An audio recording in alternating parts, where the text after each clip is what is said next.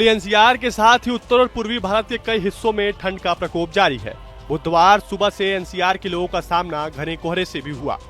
मौसम विभाग ने दिल्ली में घने कोहरे का पूर्वानुमान व्यक्त किया है। राजधानी में अधिकतम और न्यूनतम तापमान क्रमशः 23 डिग्री सेल्सियस और 7 डिग्री सेल्सियस के आसपास रहने की संभावना है।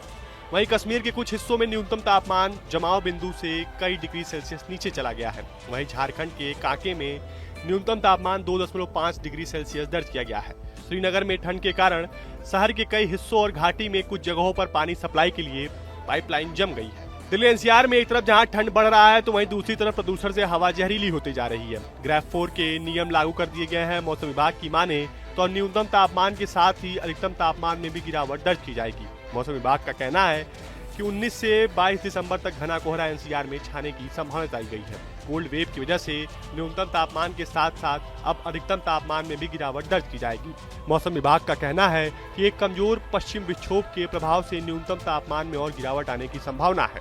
दिल्ली में अगले कुछ दिन तक कोहरे छाए रहने का अनुमान है, तो वहीं जम्मू कश्मीर में 26 दिसंबर तक मौसम मुख्यतः शुष्क रहने का पूर्वानुमान व्यक्त किया गया है। साथ ही 21 से 22 दिसंबर की मध्यरात्रि को घाटी के ऊंचे इलाकों में हल्की बर्फबारी की संभावना है। हिमाचल प्रदेश में अगले 2 दिन के लिए 4 जिलों के निचले पहाड़ी और मैदानी इलाकों में अलग अलग स्थानों पर शीतलहर की स्थिति के लिए येलो अलर्ट जारी किया गया है। हिमाचल प्रदेश के स्थानीय मौसम विभाग ने राज्य के 12 जिलों में से 4 जिलों के निचले पहाड़ी और मैदानी इलाकों में अलग अलग स्थानों पर अगले 2 दिन तक शीतलहर चलने का ऑरेंज अलर्ट जारी किया है। मौसम विभाग के अनुसार ऊना, बिलासपुर, हमीरपुर और मंडी जिले में अलग अलग स्थानों पर कड़ाके की ठंड जारी रहने के आसार हैं। वहीं कांगड़ा में शीतलहर और कांगड़ा के साथ ही कुल्लू जिले में शनिवार तक पाला पड़ने की आशंका है। राजस्थान के अनेक इलाकों में कड़ाके की सर्दी पड़ रही है। प्रदेश में लगातार शीतलहर जारी है।